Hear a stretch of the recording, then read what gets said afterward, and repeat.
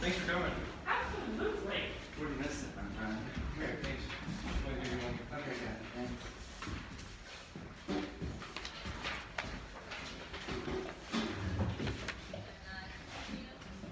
Let's kick it off. If any of your Charleston tour guides, you can sign the sheet back there. And Just sit. yeah, they told me I could sign it too, and I'm going to give it a talk. Hey, Kelly I don't just know how legitimate. I don't know. I almost said give it a shot. seems right.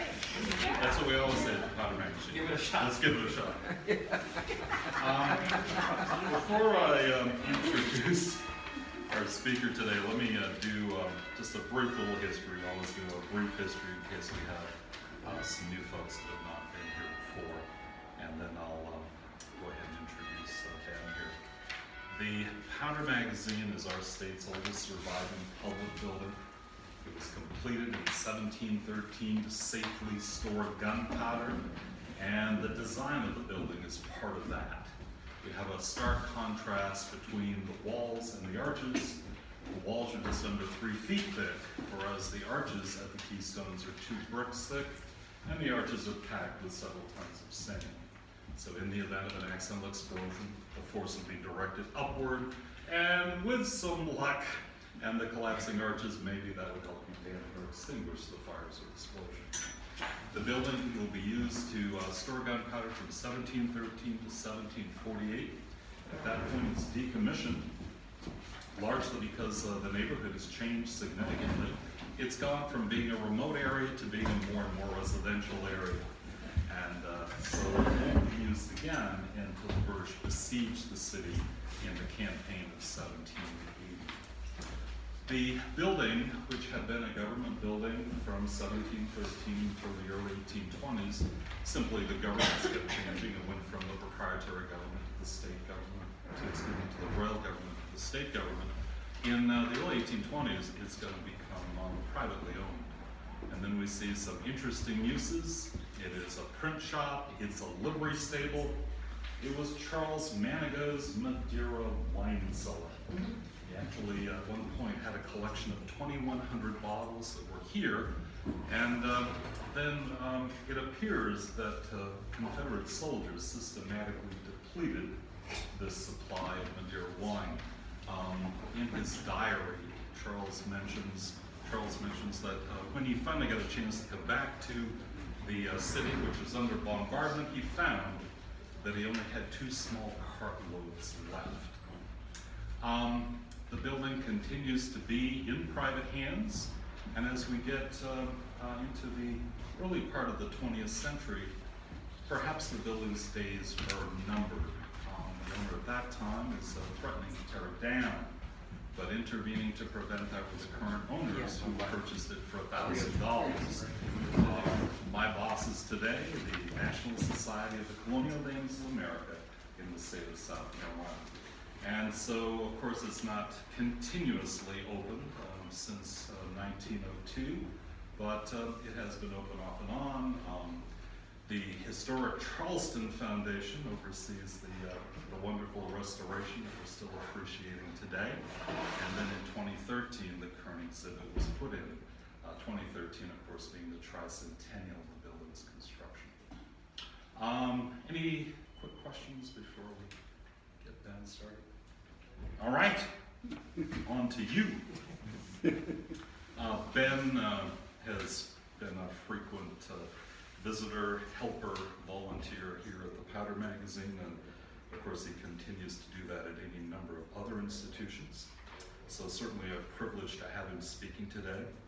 He is a PhD history candidate at the University of New Hampshire. Go Wildcats. Yeah. He is currently back home working on his dissertation. His research focuses on the origins of the United States Navy and how a century of colonial naval defense prepared Americans to take on the world's greatest sea power during the American Revolution. Without further ado, Ben Schaefer. Thank you. Thanks for having me, John, and everyone at the Powder Magazine, and everyone who showed up, whether I know you're from the tour guide world or from having raised me, or if I don't know your face, thank you for coming, or from reenacting too. I appreciate everyone who's come out, especially because it's a Sunday and near Christmas. My name is Ben Schaefer, as John pointed out, and I'm a PhD candidate, which means I'm in the part of the program where I'm still doing research and writing. So I've noticed my eyesight is not great as it once was, so that's one thing I've learned about myself on this fact. But it's a lot of fun, it's very rewarding, and I used to be a docent at the old Exchange building. How many of you guys have been to the dungeon over on East Bay Street? And there's an exhibit, and they know this well, there's an exhibit there that really, really irks me, and not in a bad way. The exhibit says Colonel William Rhett, that guy right there that kind of looks like Jodie Foster. Never heard that. He does, if you give him the hair. So Colonel William Rhett, the exhibit says Colonel William Rhett went and hunted down Stede Bonnet the pirate in September of 1718, and that always bothered me. And I've always been a bit of a grammar Nazi, so perhaps I was thinking more about this exhibit than I should have. But something struck me about that exhibit. Why would one man go and hunt down a pirate? Something doesn't sound right about this. So I did a little digging in both undergrad and eventually in grad school, and I came to find that it wasn't just one man. Colonel William Rhett actually worked for the South Carolina state government, or colonial government, and forced two different merchant ships to go into battle against Stede Bonnet, a term that we in this period would have called impressment. Basically like Vietnam era draft. It's the same concept. The government is in a state of emergency, you're in the military now, don't like it too bad. So does that mean that these men didn't want to go? Not necessarily, because think about it. Hunting down pirates gets you out of having to be a kind of average merchant ship voyage. It may be adventurous, it may be a way to make more money if you live. And we do know about 13% of the men who went and fought Stede Bonnet against their will do get killed. So it was a very bloody battle. About 16 or so casualties out of the crew of 130, 140. So it was, most people survived. And those who did comply with the South Carolina state government got a lion's share, not only of money from the South Carolina state government, but also from the Royal Treasury, although it took several years for all the red tape to get them rewarded for hunting down pirates. But at the heart of it, this was a government-run mission forcing ships into battle. A government running a group of ships in a battle sounds an awful lot like a navy. And this is 50, 60, 70 years before the United States Navy was ever created. And if you want to get super technical, the United States Navy wasn't created until really the 1790s, early 1800s. It was a continental navy. So why are American colonists building these fleets if they've got the British Navy just right there? They don't. That's ultimately what it came down to. And I'm going to talk today about how South Carolinians were able to build their own navies because the British Navy wasn't here. And even in those colonies where the British Navy did have the occasional guard ship, sometimes their draft, the amount of water that the ship displaced, maybe the creeks were too shallow for a big ship to go through, so they still sometimes would ask for local vessels to help. And what I'm finding is that over a century of this gives a people, any people, who have 100 years to practice something get pretty good at it. So what I'm finding is really in the Revolutionary War, it was no real problem to build a navy. They had their experience, their fathers and their great-grandfathers. So I'm going to start today by asking a question. It may sound a little disconnected because I'm going to talk about South Carolina, but I don't want to just focus on South Carolina alone because I think that we'll forget that this is a phenomenon where colonists created navies throughout the whole continent. What do Ben Franklin, the Salem witchcraft trials, and the American Revolution all have in common? Well, the people involved are all dead, so there's one.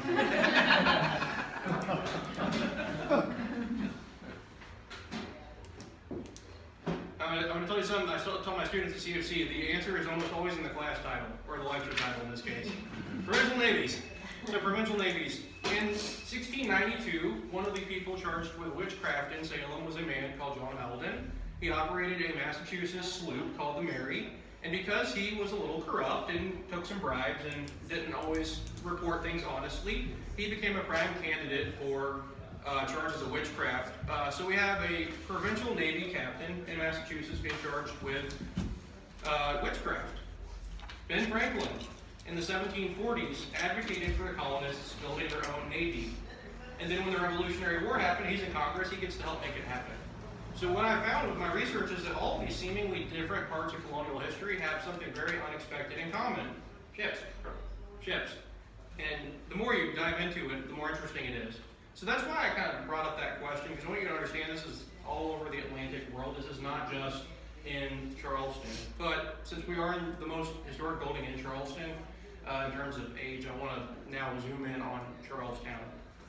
So, if you're looking at this handout I handed out,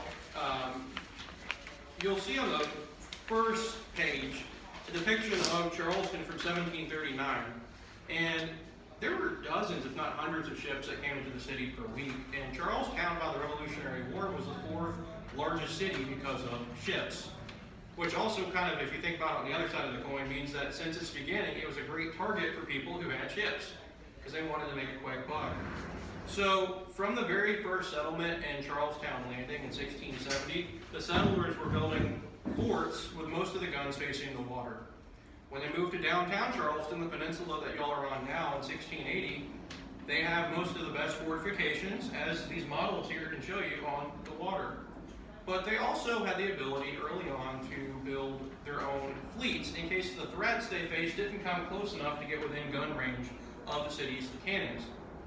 So, the term I use for this phenomenon is called a provincial navy. And I didn't create this term. Other historians have noticed this much earlier than me. So, the difference, though, is that a lot of historians confuse this with privateering. So, privateering, does anyone here know what a privateer is? Yeah. What's a privateer? It's somebody who goes around harassing, robbing, impressing sailors from enemy country with the tacit understanding of their government. Right, yeah. So it's a government-approved pirate, basically. Yeah, you said it. Yeah, you're absolutely right. Her answer was more eloquent than mine. You're absolutely right. You're right on the target. One of the things that I've noticed with the historians who've looked at this before is not everyone, but a lot of them have confused a colony's government going and saying, you're in the Navy now, with privateering, an independent phenomenon where a sailor, or a captain rather, is basically contracting out to be a private government-approved pirate. I mean, it's a bit different. One of them, you're kind of on your own. You have a sheet of paper that says, I'm not a pirate. And you share the proceeds of your mission with the government that you're working for. The other phenomenon of provincial navy is a government like South Carolina, Colonel William Rhett going to the ships in the harbor and saying, you, against your will, are going to go with me whether you like it or not. Don't like it? Well, the cannons in the city can fire at you more than you can fire back. So there's a bit of a difference between privateering, where you want to go out and you make a quick buck, and then someone forcing you into business on the other hand. So I always like to start with terminology to understand I am talking about actual navies that are independent of the British Navy. They are essentially American navies. They wouldn't have called it that. But that's something we can in 2019, 2020 call. So timeline, 1670s, Spanish spies came to Charlestown Landing and they noticed there was armed merchant ships in the area. 1680s, as early as the 1680s, the Assembly in Charlestown discusses the necessity of building galleys. Galleys are rowed-oared ships that allow for quick movement. Dr. Nick Butler, who many of you know, I'm sure, helped me find this reference. If you flip the page, you'll notice a picture of what's called a half galley. A half galley that's a Spanish half galley, but it's very similar to the types you would see here. But it really wasn't until the early 1700s when a couple of different things happened that forced South Carolina to take naval defense very seriously. So in 1702, a war started called the War of the Spanish Succession. It's a bit of a mouthful, but what happened was essentially the King of Spain had no heirs, and there was a big debacle over who would rule Spain. England gets caught up in it, and there is a major problem because nobody knows if war has been declared yet or not. You can feel its tremors in the colonies. There's no Facebook back then where you can just go and check your status. Oh yeah, war's declared, let's go. There's sometimes as many as 3 or 4 month delay from one side of the Atlantic to the other. I've seen cases where they got messages to one side of the Atlantic in 4 weeks. That was very rare. You can expect a good 2.5 month voyage on average. So word of war can take a while to get. So in 1702, Governor Moore of South Carolina decides, well, war's probably been declared. Let's go ahead and attack St. Augustine, Florida. He takes all the ships in Charleston Harbor, and he has what's called impressment cruise. He goes from ship to ship. He doesn't have any royal permission to do this. He doesn't have the Royal Navy, and they go and attack St. Augustine, Florida. They're massively defeated. Massively. They do successfully burn down the whole city of St. Augustine. In fact, if you go to St. Augustine today, there are no buildings older than 1702, save for the Castillo, the big castle there. That's because the Spanish made their final Alamo-like stand there, and they won. They burnt much of the South Carolina fleet. Governor Moore comes home, and he has a lot of angry sailors on his hands. Now, if that wasn't bad enough, he's also got a civil war going on in Charleston.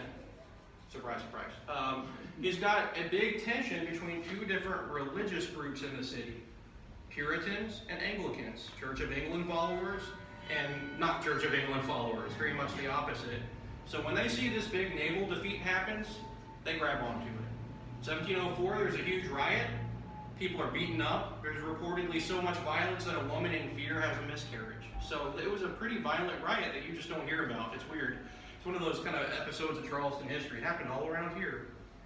But the South Carolina government realized that it would be accountable to its people if it had future military defeats from this point forward, so they can't do that again. But luckily for them, the threat came here the next time, and that's why I'm so glad that this painting is behind me. In 1706, French and Spanish forces got together. They tried to attack the city of Charleston. They retreated without firing a single shot. Insert French military joke here. This fleet you see this is a great painting by a local artist named P.C. Coker, and he is really much a go-to guy for anything naval. He's got a merchant ship here with a British flag pursuing a fleet that's not sure that they want to get involved in battle. It really was a big farce. There was some land engagements, but the French and Spanish invasion was defeated. The ships that pushed them back were impressed merchant ships. William Redd went to all the ships in the harbor, said, hey, you're defending this city, well, you don't have much of a choice, you'll be attacked if you leave it. So the merchants agreed to help them. Those men got paid back for their services. So once again, we see sailors fighting on behalf of the state and the colonial government. This is an original cuirass from a Spanish soldier that was left behind during that retreat. So I'm used to having PowerPoints. It's a lot better to have artifacts behind me. So I appreciate this. I told Alan when I was setting this up, he said, do you want to be there? PowerPoint. I said, no, this does a lot more than PowerPoints do. So that's an original cuirass that was worn by a Spanish soldier on land, probably left behind while retreating. So the South Carolinians got very cocky after this, understandably. They had a quote from a source back then that said, this is the second Spanish Armada. If you know your English history, that was when the big Spanish fleet was defeated in the 1500s. Well, it wasn't quite that, but South Carolinians said, maybe we can win some naval battles. The morale loss that happened with St. Augustine went away. And for the rest of the Queen Anne's War, things were quiet. Neither side wanted to mess with the other. It was kind of like a Cold War. But all this time, South Carolinians were sending letters to the Lords Proprietors. I haven't talked about them yet. South Carolina, for those who don't know, was not really independently its own colony at this time. It was ruled kind of separately. It was part of a bigger colony called Carolina. And technically Carolina was ruled by 12 men, the Lords Proprietors. It was a corporate colony. It was like Apple, CEO. I said 12 men. Let me correct myself, it was 8. 8 men. 8 men.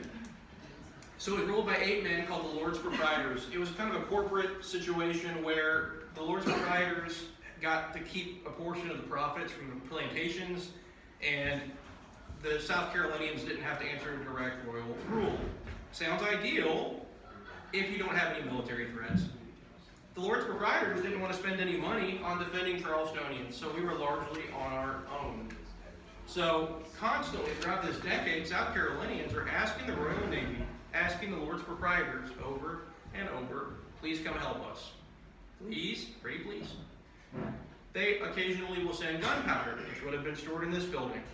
The Royal Navy ship may take the equivalent of a welfare check on the colony. They'll stop in once a year, but nothing serious happens. The big moment that changes all of this comes in 1715. In 1715, there was a massive Native American uprising called the Yamasee War. And I've heard this pronounced 1,000 different ways, but I've been told the most correct way is the Yamasee War.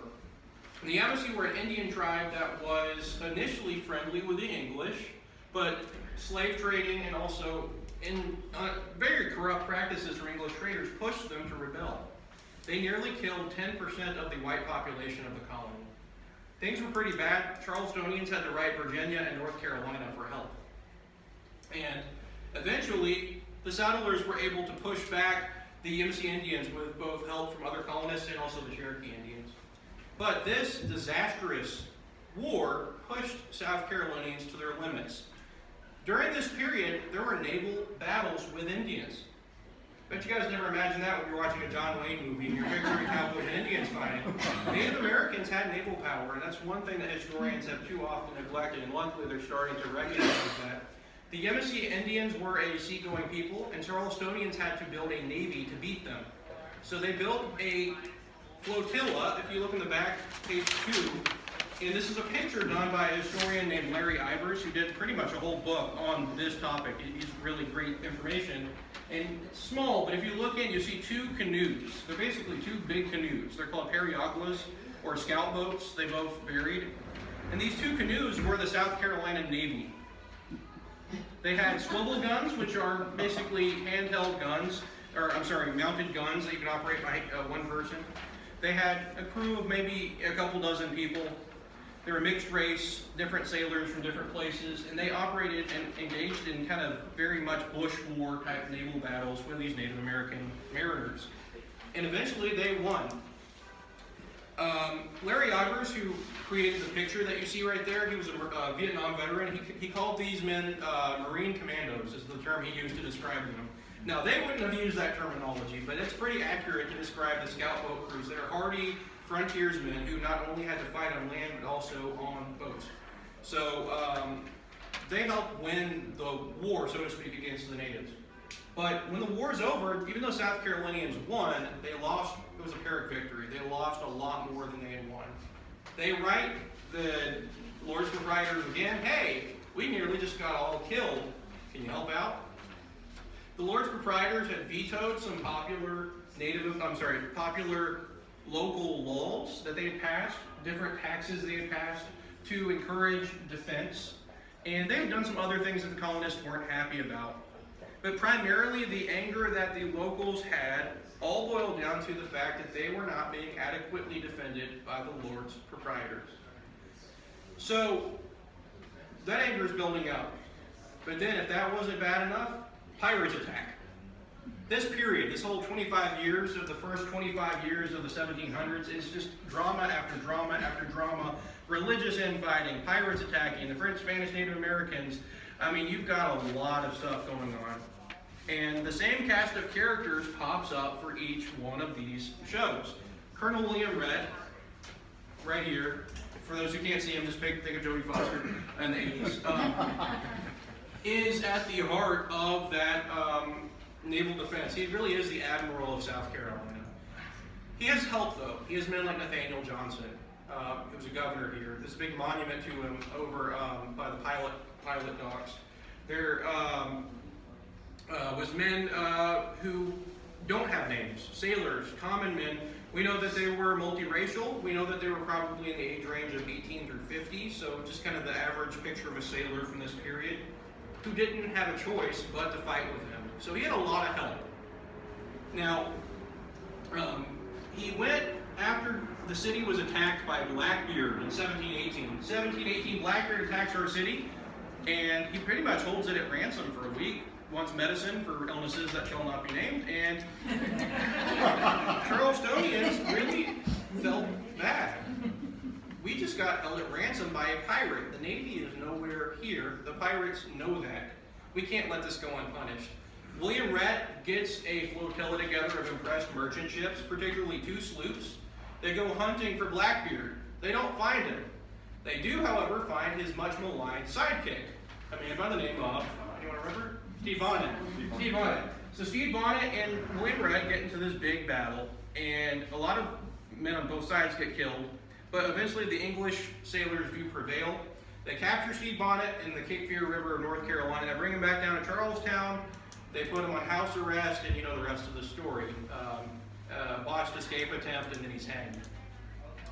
Now, that doesn't bring the end of the story of Stede Bonnet. Most interesting movies and action-packed TV series we see don't ever talk about the judicial proceedings that follow these things. You know that most big events in American history are usually followed by years of litigation? It doesn't make for interesting courtroom reading or interesting TV, but for several months after his capture, the sailors said, hey, you promised us pay. And South Carolinians who are hurting for money at this point in time say, we don't got any, what are we going to do? Let's figure this out. So Colonel William Brett acted as a sort of lawyer on behalf of the men who fought under him. He was kind of honorable in doing that. He relinquished his right to his own share. Well, I mean, he was already a millionaire at the time, so it didn't really make much of a difference. But nonetheless, he relinquished his right to his own share, and he advocated for these men in admiralty courts. And if you go and look at the original records, you can. They're very, very, very hard to read. A lot of them are damaged, but compared to a lot of other colonial documents, these are especially tough. But if you devote the time, you can go to the South Carolina room at the library and you can read the original proceedings. What happened was the South Carolina government went to the ships that they had rescued from Stede Bonnet. They had rescued 2 ships. They went to the captains of these men and they said, you owe us a salvaging fee since we rescued you from Stede Bonnet. You owe us a rescue fee for rescuing you from these pirates. The men who were captured by the pirates clearly had no money either, so what did they have to give away? Their ships. Their ships were seized by the South Carolina state government, and it leaves you wondering who were the real pirates in this story. These men certainly didn't think Stede Bonnet was. They described him as a perfect gentleman, a gentleman pirate. But Stede Bonnet is hanged, well hanged by this point, and this argument over who is paying who is still going on. An enslaved person who had run away, a slave by the name of Ned. We know his name was Ned Grant. He had run away from his masters. They were the Tuckerman family, and he had made it all the way to New England when Stede Bonnet had captured him. And because Stede Bonnet had captured him, and well, he was brought back to Charleston, tragically, he was then auctioned off himself and the proceeds given to the sailors. So there was a lot at stake in these proceedings that could deprive not only people of their ships, but human beings of their liberties. So there's a lot more to the story that Stede Bonnet gets captured and hanged. There's a lot more litigation that has some real human tragedy, but also triumph, because the city was starting to realize that they were able to fight pirates, and there was no Royal Navy in sight. But nonetheless, how many times can they pull this off? No matter how many victories you have, they're just going to keep getting costlier and costlier, and the pirates are like a metastasized cancer that don't go anywhere. So eventually, this was one of the many straws that broke the camel's back perpetually, and the Charlestonians decided to rebel. You guys are not looking surprised that Charlestonians decided to rebel. But this is the first time. Now, I'm going to tell you right now that I'm not going to go into depth on the 1719 Revolution. There is an excellent talk that's going to be held at the Charleston Library, I believe Wednesday night, but definitely check by Dr. Nick Butler, who is one of my advisors in my dissertation committee, from whom I've learned so much, and I highly recommend you all go out there. I'm going to try to make it as well, but he's going to go into detail on the nitty-gritty of why the 1719 Revolution happened this week 300 years ago. I'm just over here focusing on the naval effort, so definitely please go and see him and his talk for more, and I believe the Charleston Library site has more info on that. But in a nutshell, one of the many straws that broke the camel's back for locals was we're having to defend our own shore while also paying money to the proprietors. That doesn't make sense. So they form a coup, peaceful coup. It was a bloodless revolution, and that's a term they used to describe it. And they went to King George the first one, and they said, can you rule over us? So yes, Charlestonians had a rebellion to put a king in power. What comes with a king? The King's Navy. From 1720 onward, we had the constant presence of the British Royal Navy. That's not the end of the story. The settlers at the time thought this meant they never had to defend their shore again. Well, that would have been great had they not sent one of the leakiest warships in the Royal Navy, the HMS Flamborough. Small, 6-rate frigate that was probably weaker than most pirate ships in the area. And their captain, John Hildesley, was a young 20-year-old man who liked to get in duels. He could probably get Andrew Jackson to run for his money. So it was a poor setup. John Hildesley was accused of corruption and running illicit trade with William Rhett. So it didn't solve all of the problems that the colonists thought. It wasn't the magic bullet they thought it would be. So even when the Royal Navy shows up in 1720, they're not here as much as they could be. And even then, the settlers find it necessary to build their own fleets to go hunting for different enemies. Now, this happens again and again and again. Part of the reason is pirates may have gone away by this point, but there's something that's not going away. Tensions with the French and the Spanish. If you look at 18th century history, every other year there's a war between England, the Dutch, the Spanish, and the French. And Charlestonians got very little time to rest in between these conflicts and rebuild their economy. So Charlestonians are constantly now, even though the Royal Navy's here, they're finding themselves as part of the war effort. Their dreams of having their wars fought for them, unfortunately, are not coming to be. So we see a lot of this happening in a war called the War of Jenkins' Ear. Does anyone here know what started that war? Well, you're not. There's a pigs war that happened in the 1800s, but there was a British merchant named Jenkins whose ear was cut off by the Spanish in between two major conflicts, and the British used that as an excuse to declare war. As far as I know, it is the only war named after a lost body part. Don't quote me on that, but as far as I know, it's the only one. So this massive conflict pits the English against the Spanish and later on the French. And it's another big conflict. At this point, we've become a royal province. We are now part of the king's orbit. We've overthrown the Lords Proprietors. We have the king's navy, but the king's navy is still asking us to fight with them.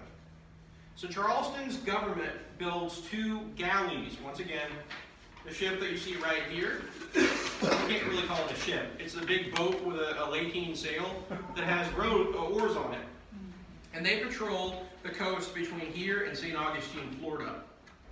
We know actually a lot more about the men who served in these galleys than we do about the provincial sailors who served with Colonel William Rhett.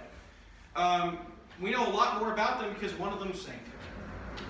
In 1743, a ship called the Charlestown Galley, basically 50% of Charleston's navy sank in the Charleston Harbor. I imagine there's probably some wreckage there, you don't know.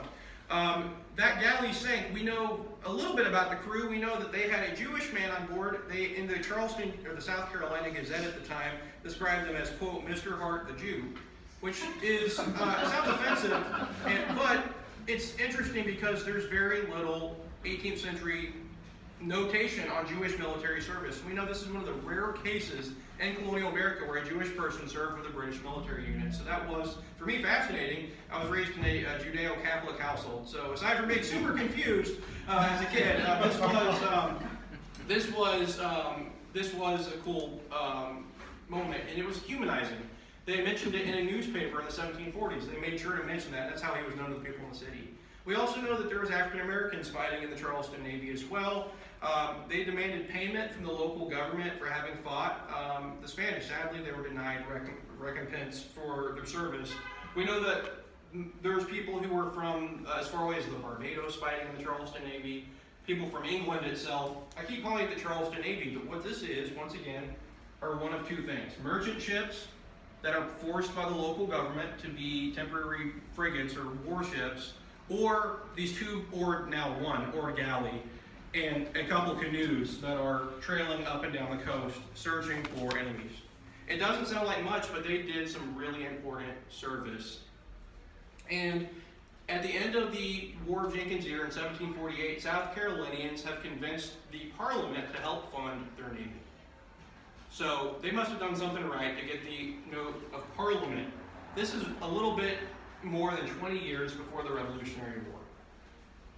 Now, then the next war happens. What comes next? The French and Indian War.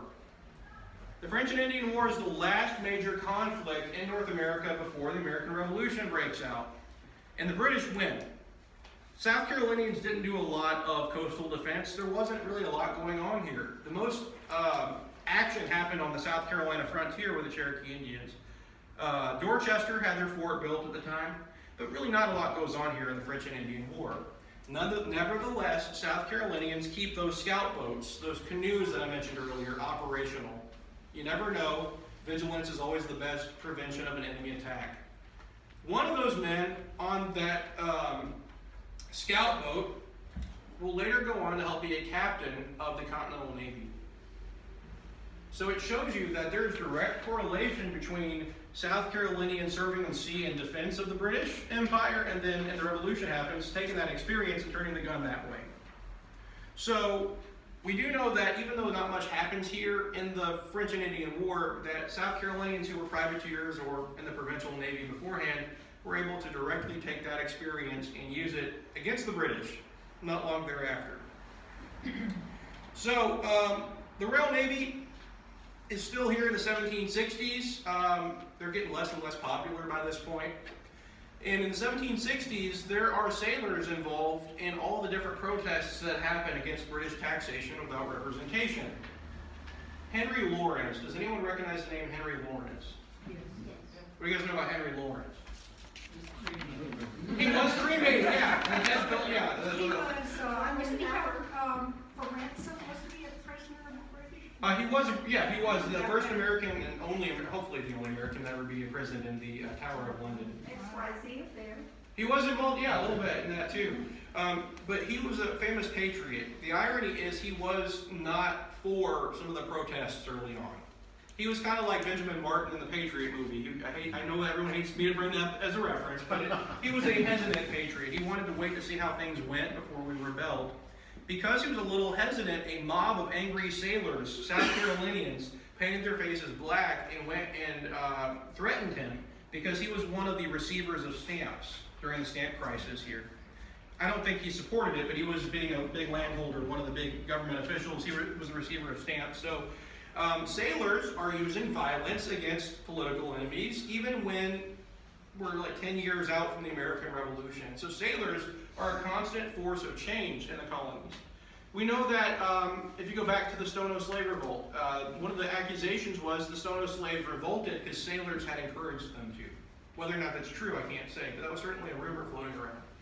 So we know that sailors make big changes in this period, but one of the things I think that has been ignored too often is that sailors in South Carolina were not only serving to cause change, but they also were part of South Carolina's own attempt at building its own navy. And even though this navy doesn't sound like much, the way I've described it sounds like a couple of small vessels here and there. It sounds like a couple canoes here and there.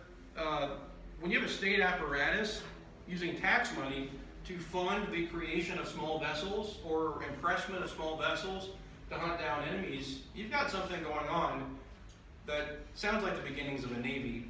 And I'm going to end, before I open up for questions, on one little news article. I'm going to read just a quotation from 1742 that describes South Carolinians going to defend Georgians. So if you ever get flagged from a Georgian, just go and tell them we built a navy to go help you. But this is printed by the South Carolina Gazette, the first newspaper in this area. And it was actually a female printer by this point. Her husband had died, Mrs. Timothy. And last week, the several vessels fitted out by this government to assist General Oglethorpe all sailed one after another in order to join the men of war off St. Simon's Bar in Georgia, except the Beaufort Galley, which did not get out till this morning.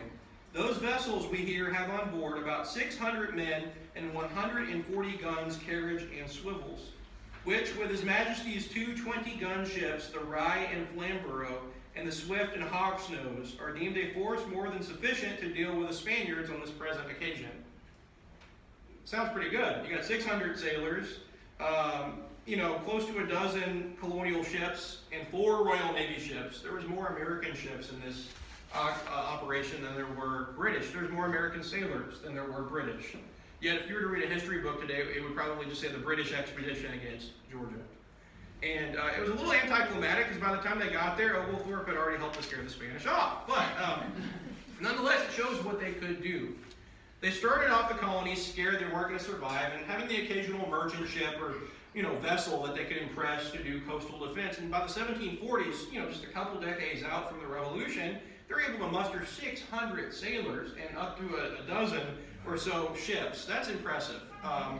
South Carolina will build its own navy, as many states will during the Revolutionary War. They had two navies. This is where it gets a little confusing. They had the South Carolina State Navy, so think about it like the National Guard, and they had the Continental Navy. The Continental Navy was always short in supplies. It was supposed to be the national American, George Washington created it, Navy. The South Carolina State Navy ends up being more efficient, running missions to France, for instance, so that takes on some of the experience that their forefathers had defending the coast. Now, I always, in my lectures, when I adjunct at CFC, after 30 or 40 minutes, because 18-year-olds don't like listening to a lecture for more than 30 or 40 minutes, but I've also noticed that I don't either, so I don't ever want to subject somebody more to that than I need to. That's why I wanted to open the floor for any questions that you folks might have. Yes, ma'am.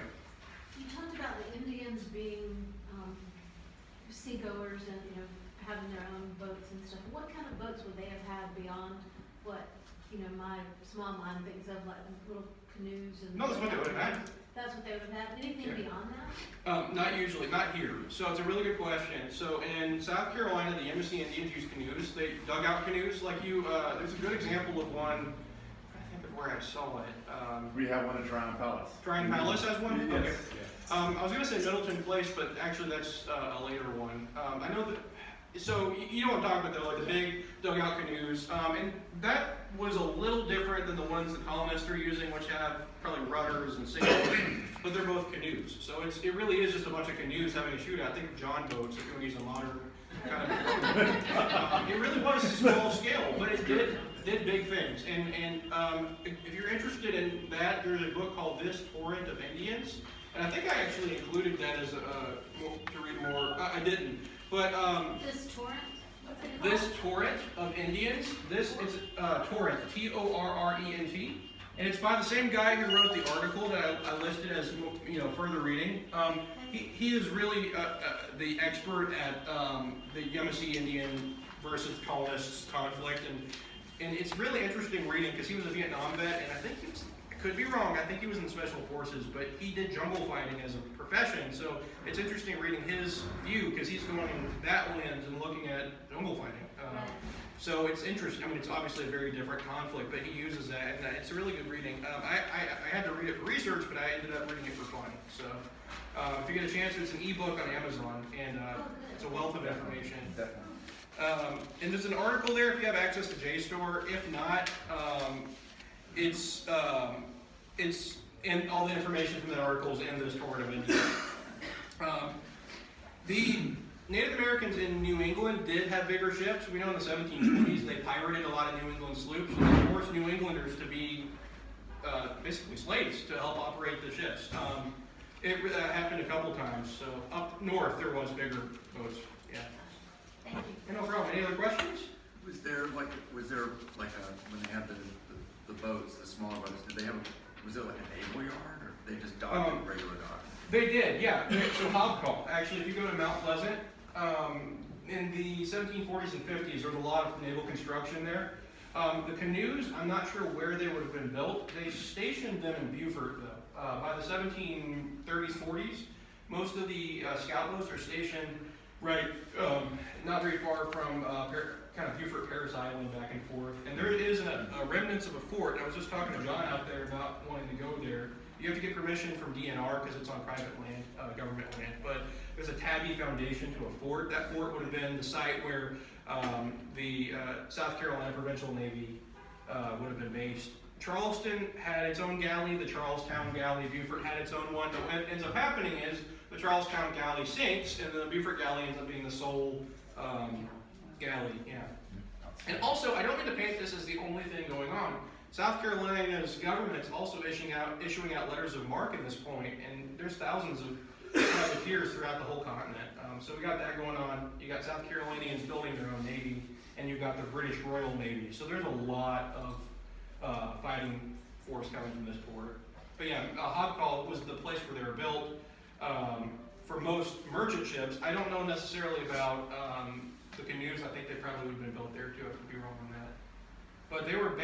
We do know that the Charlestown Galley was in Dorchester, so it went all the way up to Somerville. So it was shallow enough where it could go all the way up the Ashley River. At certain points, it was stationed below the Granville Bastion. So if you're looking at this model right here, that's this one right here. So they moved them around. They did move them around as needed.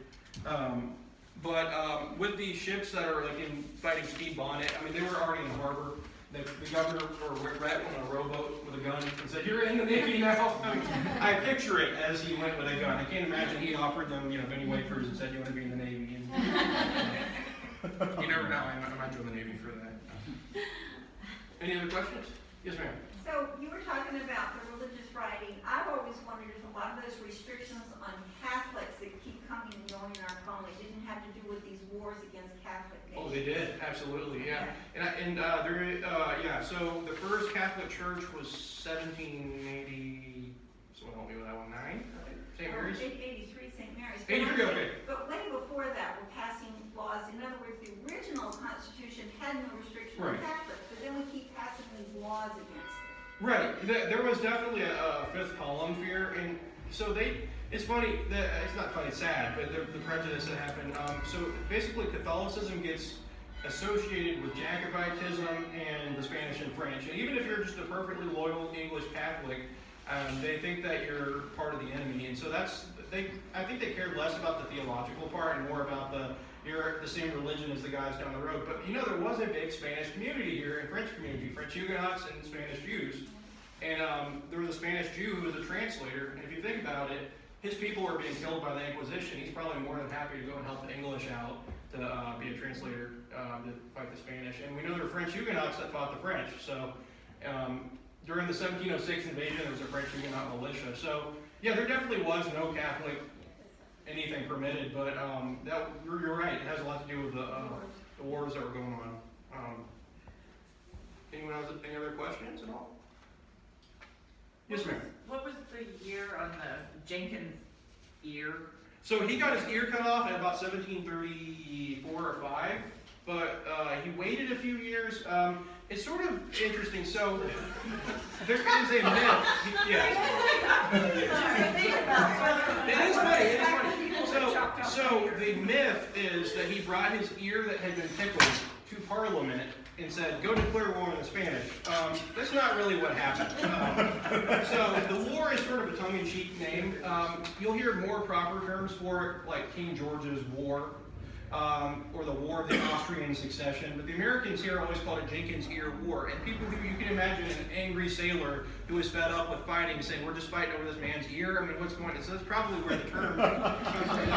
What really did happen was he was captured by a Spanish guardacosta, which is kind of like a privateer, Spanish privateer. It was a peacetime in 1734 or 5, and they rifled through his stuff, chopped his ear off, and they say that was what struck the war, but really it was sort of like the token, this is it, we're going in. There's always 1,000 other reasons why we're, there was 1,000 cases like that. But Jenkins did not bring his ear to Parliament. In reality, that's how the myth goes. But he did go to Parliament.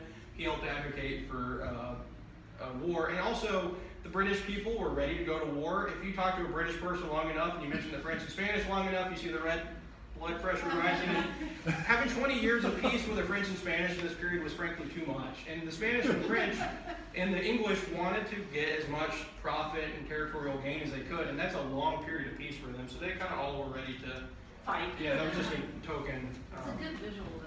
It is, and that's probably why there's paint with pictures, political cartoons from back then where his ears cut. Yeah, it's fun.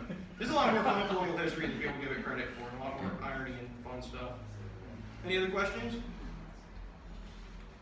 Well, I want to thank you guys all so much for coming, and I know that this is all kind of, I guess stuff that's not talked about much. When you talk about pirates, the flashier thing is just to talk about pirates, or when you talk about the colonies, you just say the colonials went and attacked. But I think the thing I always like to tell is if you're a teacher, if you make a note to your students saying, hey, common people from Charleston and elsewhere risked their lives to defend the city, whether or not they believed in the cause, they didn't have much of a choice. If you're a tour guide, if you're talking about Stede Bonnet, or if you're talking about the Spanish, you just say, hey, South Carolinians built their own navy to go and fight these threats. Because I think it's nice to get a full picture of the story, not just the flashy pirates, but also the men who sometimes could have as much as 16% of their crew killed. They were basically the ancestors of the American Navy. So even though they weren't the U.S. yet, they were acting in the spirit of the men who would later serve under the U.S. colors. So I like to think it's sort of a prequel story. So I want to thank everyone for coming, and I really do appreciate all the questions and everyone who came out. I wish everyone a very Merry Christmas and Happy Hanukkah and whatever other holidays you might celebrate. But thank you guys, I appreciate it.